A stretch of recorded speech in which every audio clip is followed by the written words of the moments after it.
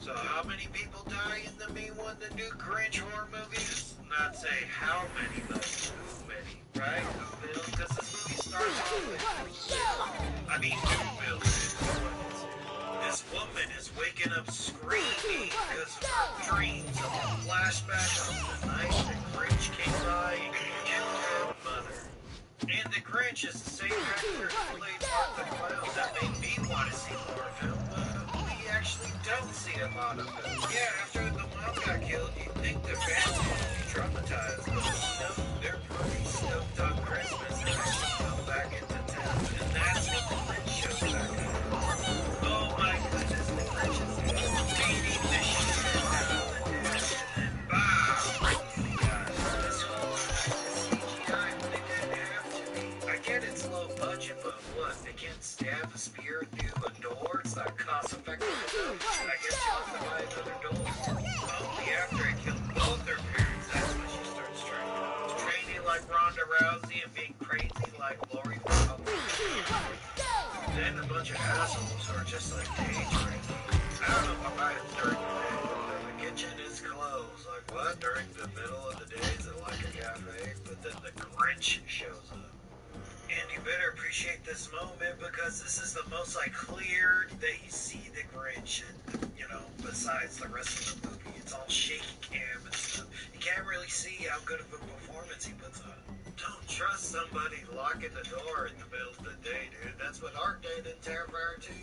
Yeah, aren't they gonna say something like, oh, this guy's like putting on a show or something like that? Some of their asshole friends comes back from the bathroom. And your friends suck, dude. You're coming out from the bathroom not, hey man, check out this Grinch guy right here.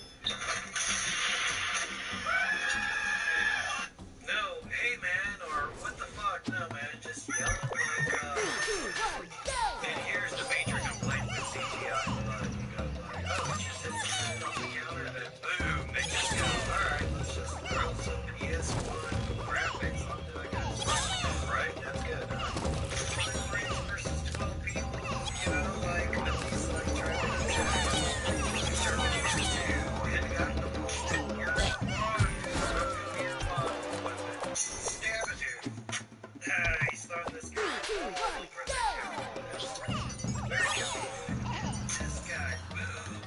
that's how you do special effects. And a guy with long hair and the mustache.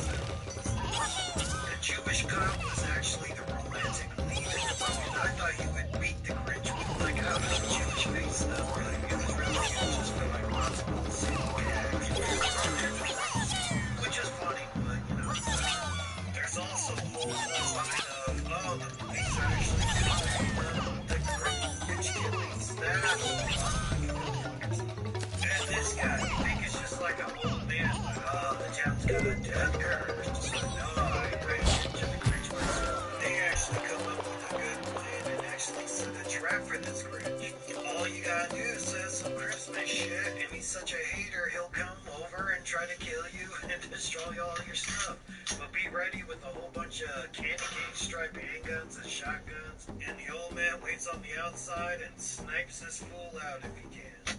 Plus, she, like, anarchists could put a couple of, like, these Semtex Call of Duty exploding ornaments. Exploded in his face, but didn't burn his fur. So all this led to actually him dying. Not because they shot him or anything, it's because his heart was too big. Because in the very beginning, they did a flashback like, hey, I was just trying to be nice and be presents, but it's you who made me out to be the monster. Your fault. She goes, oh, okay, I forgive you for that. And then his heart grows big, and then he dies. But come on, man, didn't he just kill your dad a couple of days ago? And you're already sort of over it? Especially with the one eye looking at you. Can't do it. That's definitely him. That's Jessica. I take a look right now. In the frost. I got it. Hello? What was it? When you frost the time, choose Frosty.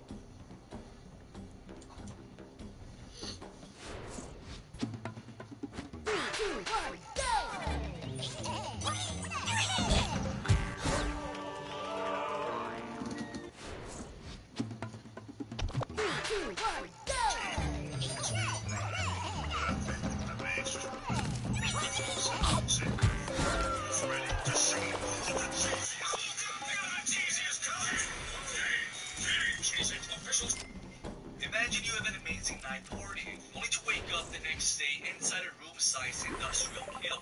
We need to figure out who put us here and why they did it, and most importantly, how to survive 200 degrees. We see a small metal room with an unconscious man inside, zip-tied to a folding chair.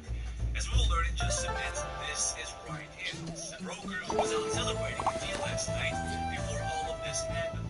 Apparently, he had a real good time as we see a quick flashback of him and a buddy hooking up with some random girl. He eventually comes to his senses and has a look at his surroundings. Above him, they have more devices chained to the ceiling. They look a bit like hamsters, seem a bit redundant with multiple lights already fixed inside his room. He looks forward and sees a rectangular window. On the other side, it's too dark to see everything through. Beneath the window is a small, short light with a clock and temperature gauge on it and a speaker between them. To his left, there is an airtight gold seal with a bell.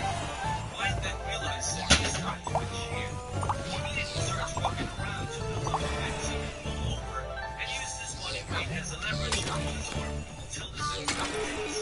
Now while we are looking at the floor, we see the ground is made of concrete, which is a good thing to learn in an otherwise all metal. After freeing his hands, he gets up and goes straight to the door. Not much sure how he got his arm from the tree, but let's just assume that he did that off camera. And of course, the door is locked. Frustrated, he starts shouting at anybody. Now that's alright. If your brain is light up in an unfamiliar space, you likely have been fooled. And whoever abducted you doesn't want you dead yet. But they obviously want something from you. Which means when you are awake, and especially if you are free from any restraints, talk starts announcing respect. Your kidnappers are most likely close by watching you and between the windows, waiting for you to wake up so that they can start getting whatever it is they want. If you happen to get an opportunity to be alert or unrestrained without them knowing, then that is a perfect opportunity to try to escape. If, however, the kidnappers discover that you are free, they may attempt to subdue you again or even kill you if you are no longer worth the effort of keeping alive. Point is, keep quiet. If the kidnappers were actually concerned with you making enough noise to get help, they would have gagged you, right? Since they didn't and there is an airtight door, the only ones likely to hear us will be the ones we don't want to. Going for the door is a very obvious idea that is almost guaranteed not to work. The kidnappers would have to be extremely arrogant and really trust their restraining skills to leave our easiest escape route unlocked. Still, with that being the most direct means, we should give it a try, especially since we were restrained originally, so the kidnappers may not expect it. As Ryan stands around wondering what to do, his phone starts to ring. He had a cell phone on him this entire time. Why didn't he use it immediately to try and call 911 or anyone else for help? He may not know an exact location to give anyone, and we later learn that his signal is being routed, but he doesn't know that right now and should still at least try. No one can start looking for us if they don't even know that we're missing. The phone call is from his buddy Bruce. He is panicking on the phone, says he needs help, they want money, and they took it. Ryan can't get it to make any sense, but is able to get him to describe where he is. Bruce says that he is being held in a small metal room with a heavy door. He also says that there is heat coming down from the ceiling and the temperature is rising fast, complaining that it is so hot. Ryan realizes that Bruce is in a room identical to his and confirms it by asking if there is also a small window. This causes Bruce to panic even more now, claiming that they are going to die. Ryan tries banging on the walls and shouting in an attempt to see if Bruce can hear it to confirm his location. But Bruce is too distracted by the heat. Ryan tries to get him to focus on what he remembers from last night, but Bruce starts begging to make it stop as we hear a sizzling sound over the wall. He then starts screaming, saying that he is burning for a moment. Ryan tries to call back, but he screams, "Let me out of here," which instead always works. It cuts down, the high-pitched sound plays on the speaker, causing enough pain that Ryan won't see the A raspy and distorted voice asks if the mattress is on the battlefield. Ryan can't ask anything and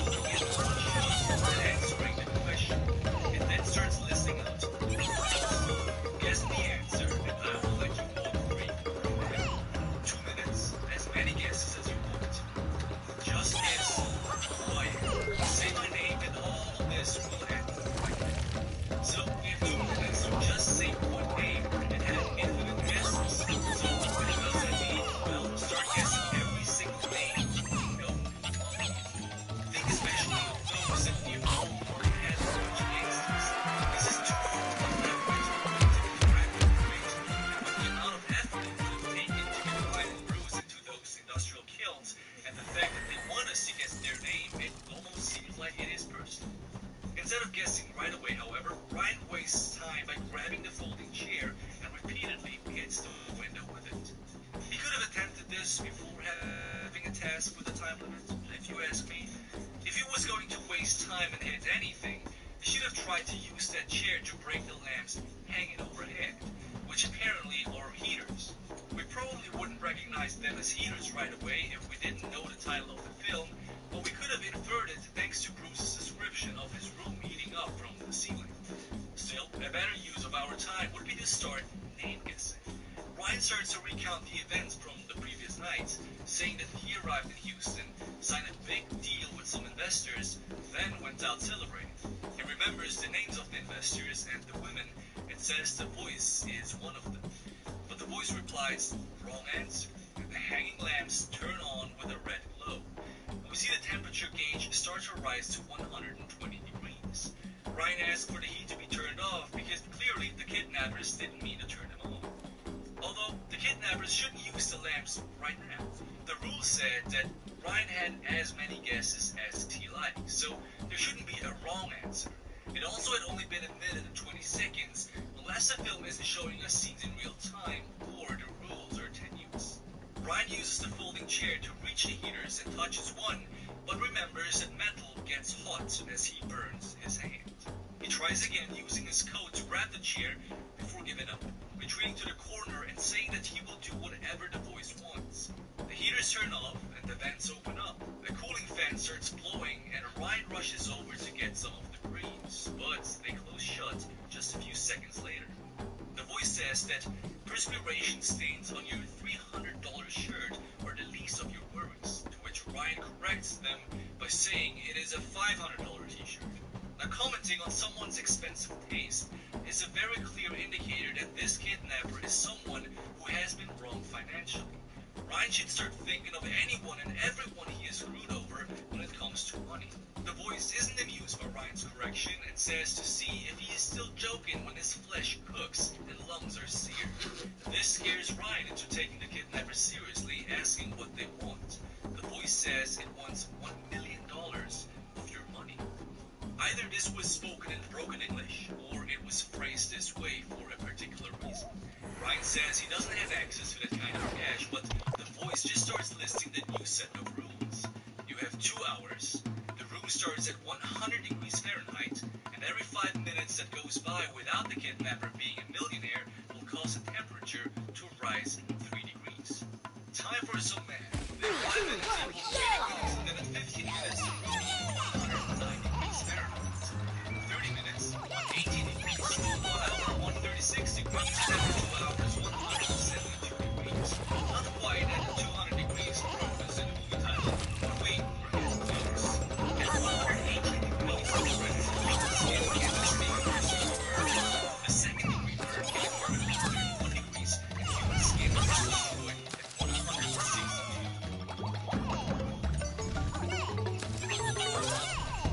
Long episode, ultraviolet therapy for bleached hair with hyaluronic acid.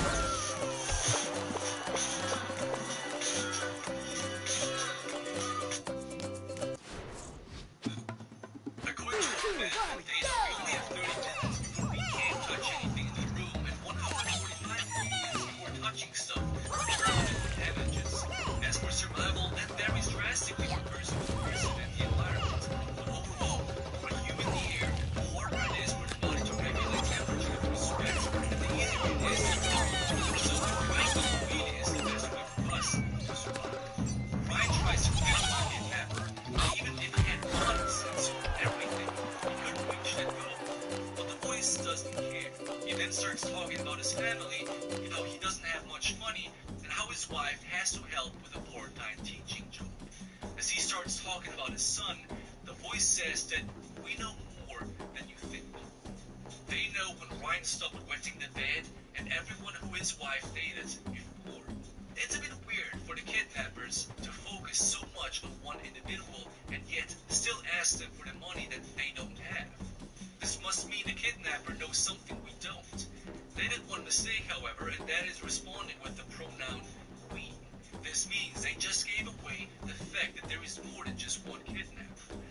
This fact combined with their knowledge means they are likely multiple close individuals with common interest against us. It is another clue to figure out who is doing this and why. Ryan then calls his brother, who is also a cop.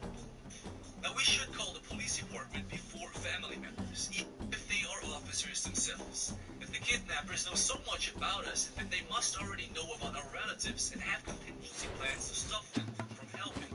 Words, our family could be in on the kidnapping. We should call anyone. If anything, those closest to us have the knowledge about us. They would know our lives and routines to know when and where to strike, and usually have a more personal stake to do so. It would be better to call anyone. Ryan starts a conversation with a simple, "I need your help," and gets a sarcastic reply. But the brother eventually says that he will send a squad over and to leave the phone on at all times so they can track him. Call local police, the government, and anyone who may value our life. Brother being the only one searching for us is bad for many reasons. Our lifelines, the possible chances of survival if something happens to us. The bigger problem for us means they can help each other and cover more ground, leaving a faster rescue. And if our brother is in on the kidnapping, that means no one is actually looking for us, meaning always and never. Now Ryan again tries to plead with the kidnappers and offers a much more than $1,000 in deliverance. The kidnapper says that they have no need for that and instructs Ryan to smash it, which he begrudgingly does. He now calls his wife Anna. He tries to not show what is happening and tells her not to ask any questions. And when she shows concern, he snaps at her. He claims to be in financial troubles and asks for all the money they were saving for their son Larry. She eventually, and miraculously, sends the money. Rule number 1. When asking for help, don't be a douche. Others are less likely to help you or will take more time to convince. And both cases can lead to us getting overcooked. Try to explain the situation in a way so that they help you immediately or get others who can. There is no drawback in telling others except making them worry. But if they worry, they care. And if they care, they probably wouldn't want us to die. So let them help. Now we get a time lapse of him calling others, presumably asking them for money as well. The camera zooms in on the temperature gauge showing 129 degrees, which means it's been 46 minutes. At this point, we should be stripping all this clothing down to remain. They look like Ace Ventura in a mechanic. He gets frustrated and starts banging the folding chair against the walls. That is a terrible idea. This will exert us, causing us to die faster from internal temporizing. Keep calm, also that chair will likely give us a piercing wound at this point as well. If you're going to swing it, try breaking the heat right first. John, Ryan's cut brother, calls back and says to remain calm. They are right outside with a full SWAT team. Ryan then shouts to the kidnappers, "You hear that? You! Well, don't start celebrating before you're actually rescued. There could be booby traps for the police on a Saw style, and the cops may not be able to get to you before the kidnappers crank the heat too. Well done. I mean, doesn't he know there is still an hour left in the film?" John calls back to say, "Sorry, bro." Apparently, the signal from Ryan's phone had been routed to an empty building, meaning the SWAT team is at the wrong place, and Ryan could be located anywhere. John also says there is a note that reads, "I have them," implying that Ryan's family has been kidnapped as well. This would be less likely to happen if Anna had been warned of the actual situation instead of just being told it's financial troubles. This also could be happening due to John being the kidnapper, right? He could make it seem like he sent someone to watch Ryan's family, when in reality he is kidnapping them himself, which is something that could possibly be prevented if more than just one person was informed. Ryan calls back Anna, who claims that someone is trying to get into her house. He tells her to go upstairs and lock herself into the bathroom, and that the police are on their way. Anna should not lock herself in the bathroom. This is a kidnapper we're dealing with. She needs a spot that has an emergency exit, such as a bedroom, preferably on an upper floor with a window to jump out of. Bedrooms also allow for the door to be barricaded with furniture, more so than a dead-end bathroom. It is a zombie-land room for easy preference. Anna should also arm herself, if possible, with anything she can find, and contact the cops herself in case Ryan is mistaken about them. Anna says, "I'm scared they're going to kidnap Nirvana probably moved in with Zawi or you. Nirvana was doing too. Zawi is the one that did the her too.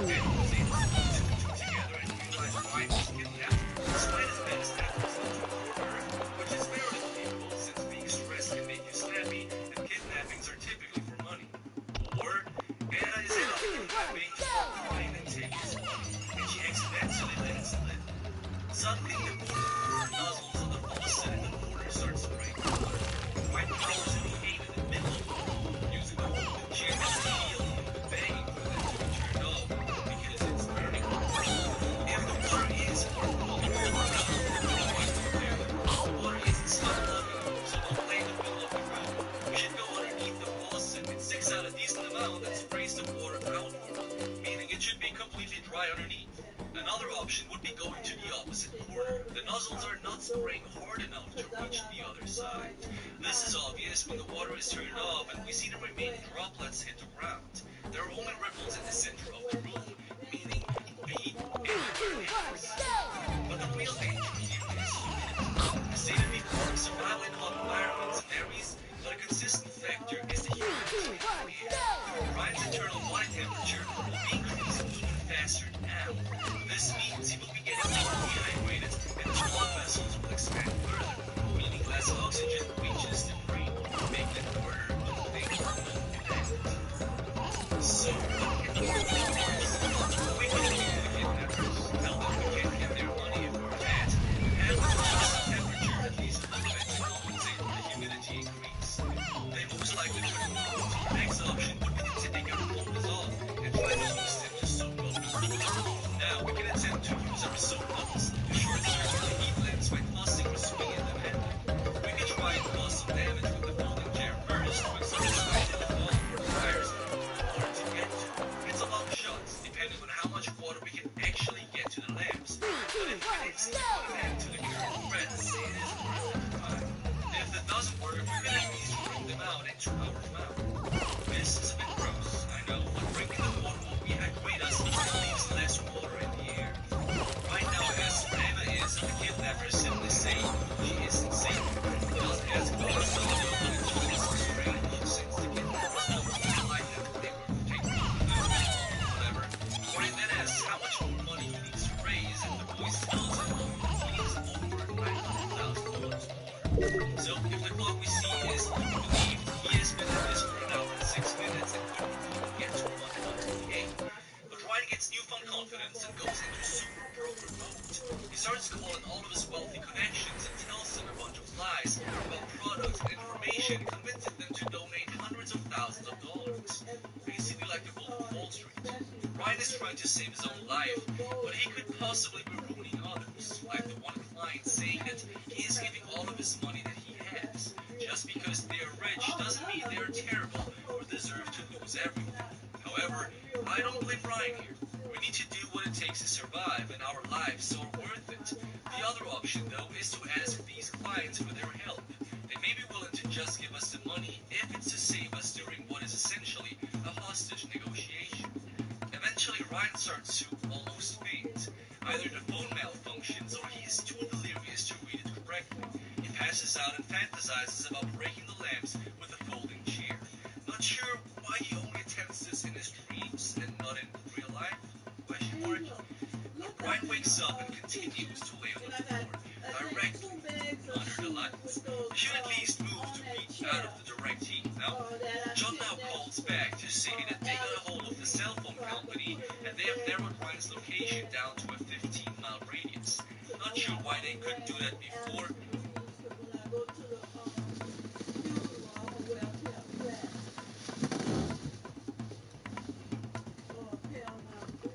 What you need me to do? Look on that chair right next to where I sit in the kitchen, and they got them Alice Marie shoes. I think it's 2 bags. The little bags I put the shoes in. I'm going to pull this thing out so I can put them shoes back. And the little shiny ones, I'm going to leave them out because we'll probably wear those.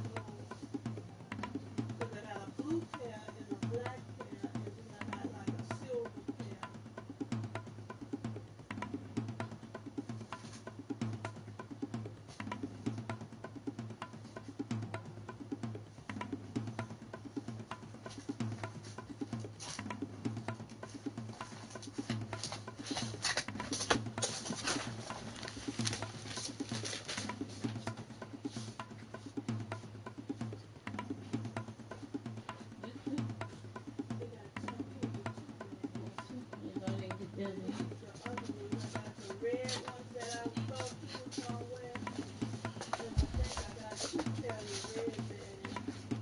These my Mighty Grab ones that go with the purse. I'm gonna put the purse in the bag with the shoes too. So whenever I wanna wear the shoes, the purse will be in the same bag.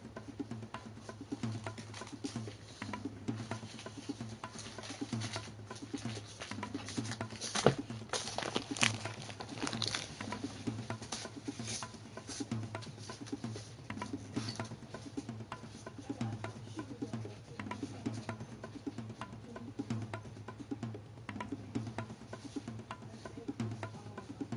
Maybe another pair of shoes. Shoe try.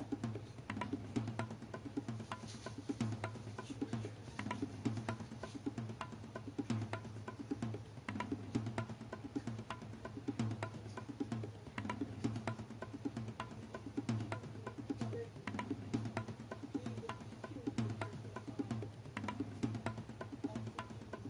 you can wear to the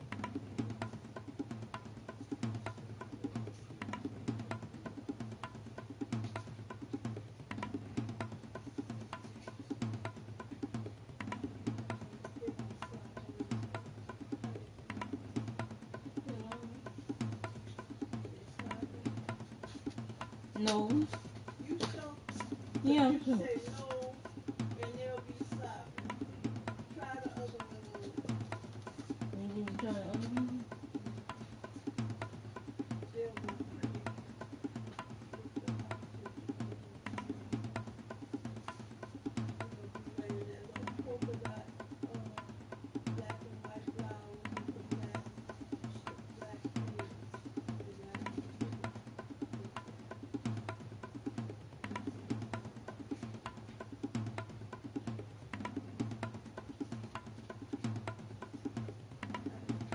They fit on me. Your feet not going up and down like they was doing in the other pair? They don't feel like they're going up and down.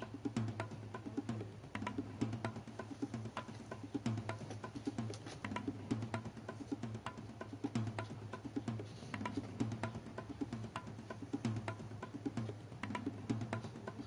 I'm looking at them. They got a black pair of them. They give me a black pair. So they're a little bit fancier than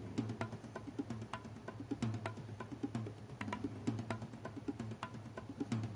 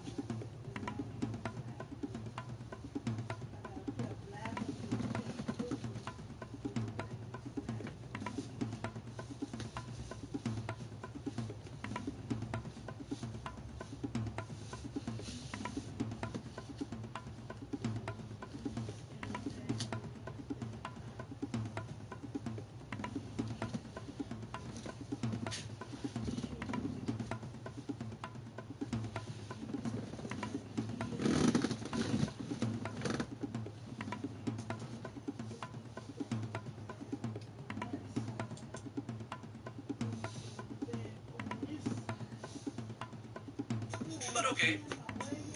Ryan gets a call back from one of his clients and turned him down. They have changed your I was trying to clear my dresser off because my corner over there needs attention too, but I was just about to clear my dresser off. Because most of that stuff on my dresser goes in the bathroom. And I got a wide basket of some of the stuff in the wide basket is sitting in there on that side. I can't get nothing else on the side for the hair stuff. And all the lotion and polish remover and all that gonna go on that side.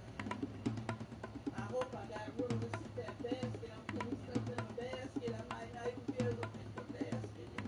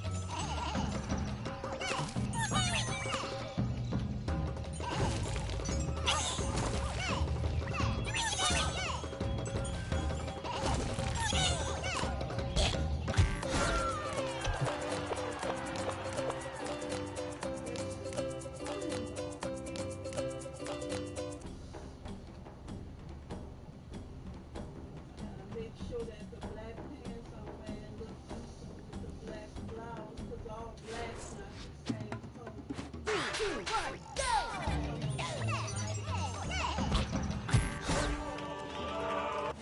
Dark black to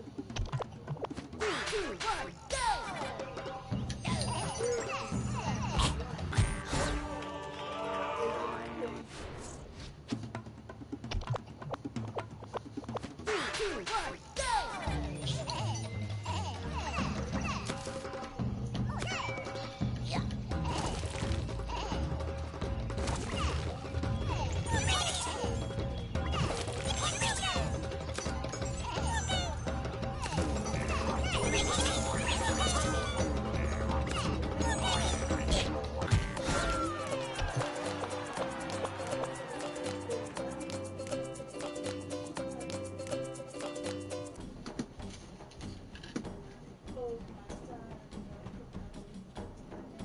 the boots that I'm wearing. I put them on. And you know what, Angel? I had a pair of blinging boots too. But they two different blings. I got a black pair that bling too. But the ones that was in your room, they bling more than the ones that was in here. If it's cool, you probably could wear a pair of your blinging boots with your instead of the shoe like that, you could wear the little blinging boots with your outfit. You rather the boots or the shoes? The boot. I'll let you wear your blinging boots.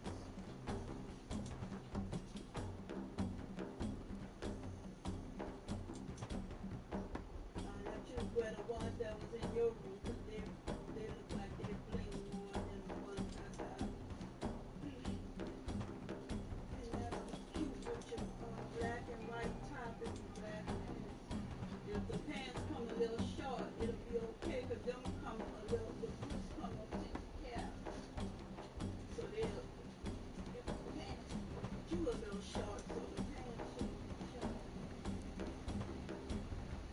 If you a pair of pants out, you need a pair out.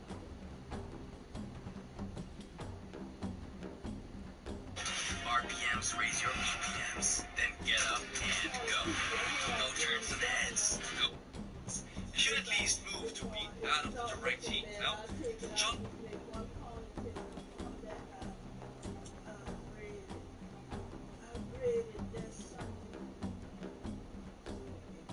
It wasn't bad though this time when I took it up the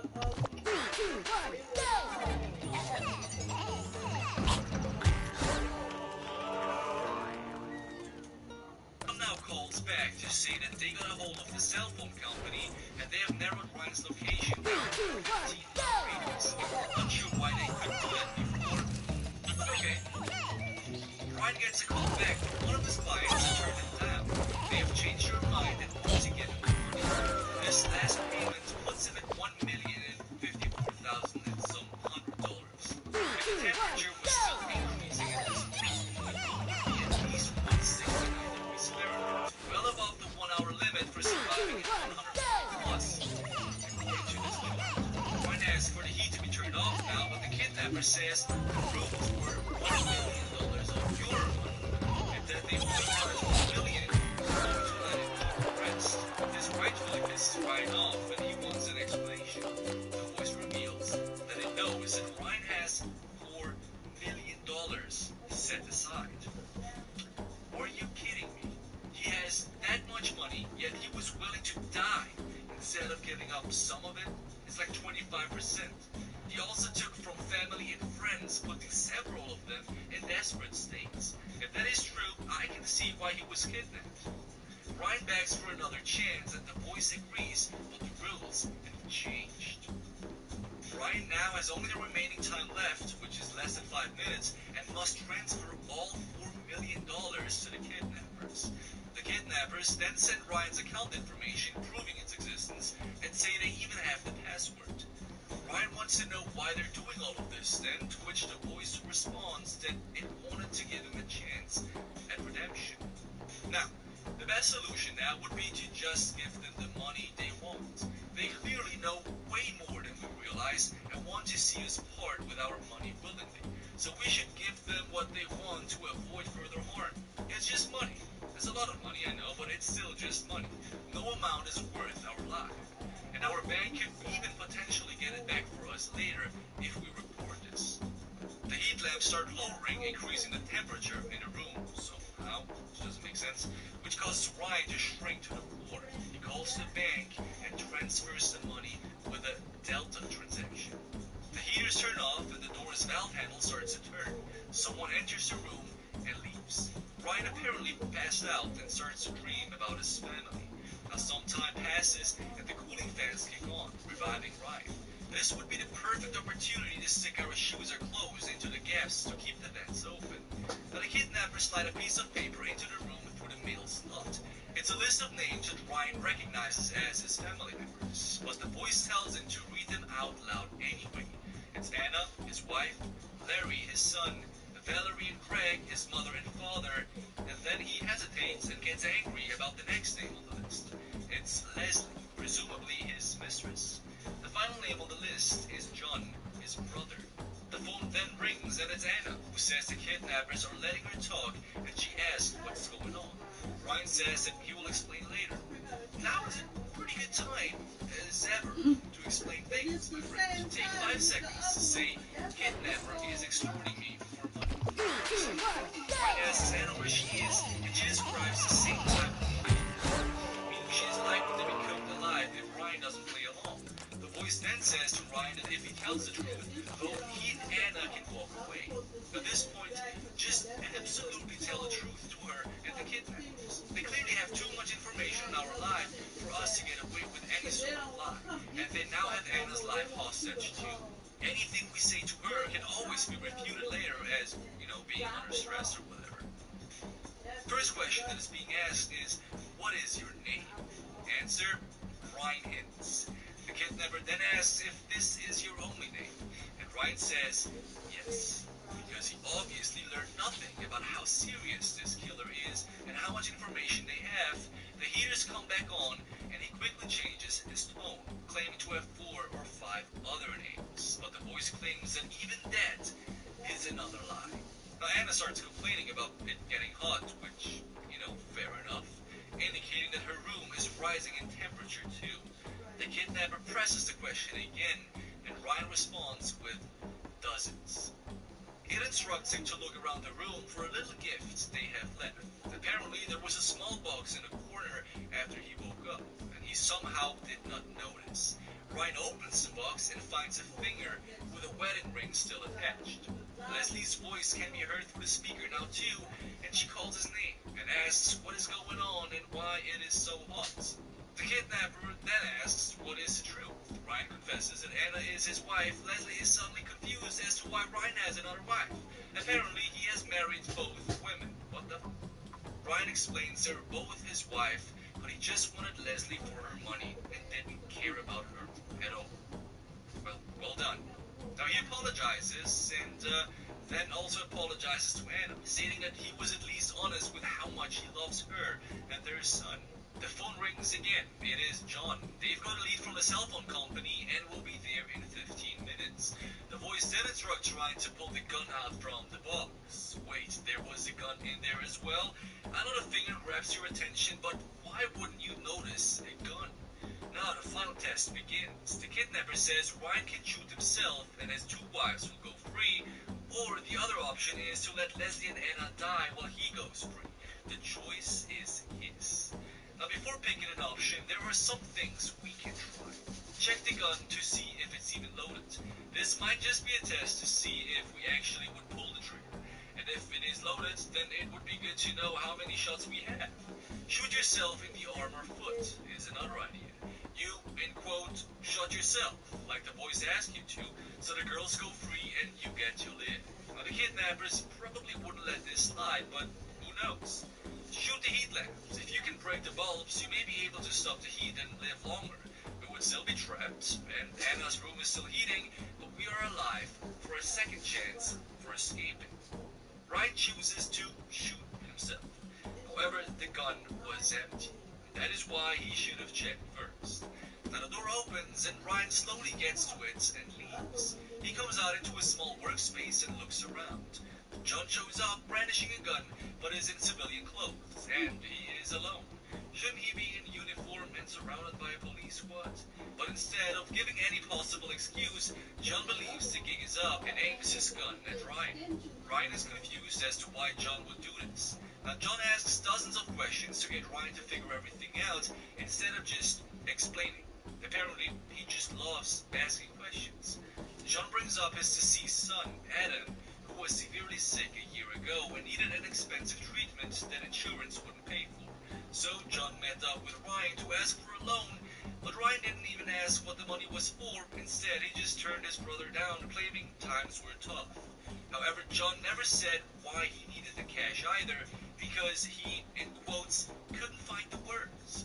Now, I don't mean to sound unsympathetic for someone losing any loved one, but if you need something with life and death on the line, you should find the words fast. Seems asking for money in desperate times without giving any reasonable explanations runs pretty decently in this film. Now, John originally accepted that Ryan couldn't help back then, but later found out about the millions he hoarded and the double life Ryan had. He was reporting for a call of a break-in that just so happened to be Leslie's home. There, he noticed her wedding pictures with Ryan in them. Now, Ryan still can't believe he would kill people over this, but John then reveals he didn't kill anyone. Bruce was just bribed to say what he wanted, and the wives, well, they make their dramatic reveal and walk out. They say they did this to teach him a lesson that would change his life, and let him feel what they have felt inside. Leslie adds that they also wanted the money. Now Anna asked Ryan if he meant it when he said that he was sorry or that he loved her and their son. He responds, with all my heart. The two seem happy for a moment until Leslie pulls out a gun and shoots her in the back. Ryan comforts Anna as she dies. Now why does John just stand there and do nothing? Isn't he supposed to be a cop? I know he is already breaking many laws doing this revenge plan, but he still cares about innocent life, right? Also, why doesn't Leslie shoot everyone else? If it was just about money, it makes no sense to keep the others alive. Maybe she just wanted to make Ryan suffer, but if that's the case, then she should shoot John as well, and not leave someone back who could go against her plans. She points the gun at John now, as she walks over to the laptop and says that the money is leaving the account. Ryan smugly asks if they actually thought they could swindle a swindler. Leslie says Ryan is bluffing and points the gun at him now, but the moment her gun is off John, he, without hesitation, shoots her as well. Well, Ryan, unfazed by Leslie's death, and John, unfazed by taking a life, continue their conversation about how he figured out the kidnapping was fake. We see a flashback to when Ryan was talking to Anna as she was being abducted. Turns out that she did accidentally let it slip by claiming that she would be kidnapped too. The next clue was when Ryan was told to smash the watch because apparently John was always jealous that their dad gave it to Ryan. Lastly, Ryan says that the finger was a giveaway as well, which is extremely late in the game to be figuring out that everything is fake. What gave away the finger? Well, the fact that it wasn't Leslie's finger. When John asks how Ryan could possibly know that, he just says, well, details, and doesn't elaborate any further. John then inquires where the 4 million went, and Ryan reveals that a Delta transfer is actually a security exercise where they move money from an account for an hour and then put it back. If the bank could have done this at any time, why didn't Ryan have them do this for the original $1 million the kidnappers were asking for at the very beginning? That doesn't make any sense. So at this point, John suggests that they just clean up all of this and walk away as if nothing happened. Yeah, look, Ryan is a scumbag and a liar, but he didn't do anything illegal, other than maybe marrying twice, for what we know. Meanwhile, John here is kidnapped, extorted, and murdered, arguably in self-defense for the last one, but he is going to jail or worse for sure. So we should not agree to walk away and forget. However, he is still the one holding the gun, so maybe we should just act like we're agreeing with him, and then while performing the cleanup, just kill him or, whatever, and claim it's self-defense. We could take John to jail, but that leaves someone alive who could come back for revenge later. Now we see Ryan contemplating John's offer before cutting to him walking outside. We then cut back and see John in the burning room while he bangs on the window asking Ryan to let him out, but Ryan is long gone already. The camera shows a temperature gauge in a room reaching 200 degrees Fahrenheit, which at least shows that the title wasn't a lie, unlike that sauna movie. So, that was the movie 200 Degrees, my friends. If we were in a similar situation, we could just give the money, hopefully getting it back an hour later. It's that simple, isn't it? Thank you for watching, my friends. I see you again next week. Peace out and take care. Just because your business gets complex doesn't mean it has to get complicated. With Asana, adapt to new business needs, automate workflows, connect global teams, gain real insights so your team can light up the world. Try Asana.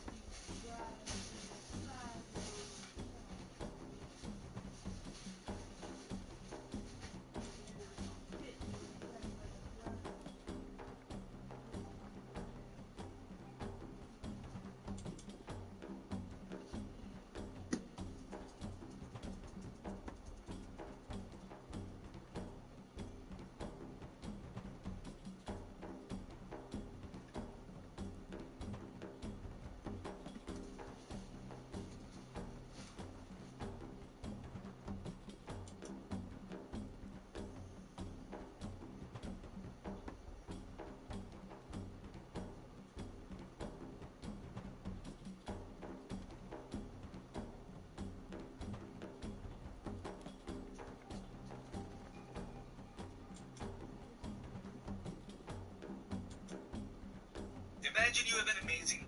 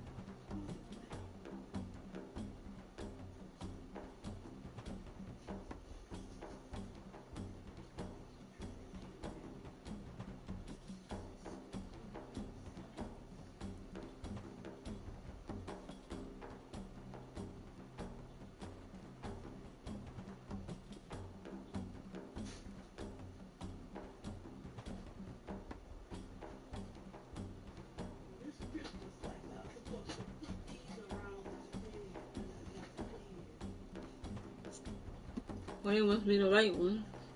Huh? They right or they color? I didn't. That's the right light. It's like a tube with lights running through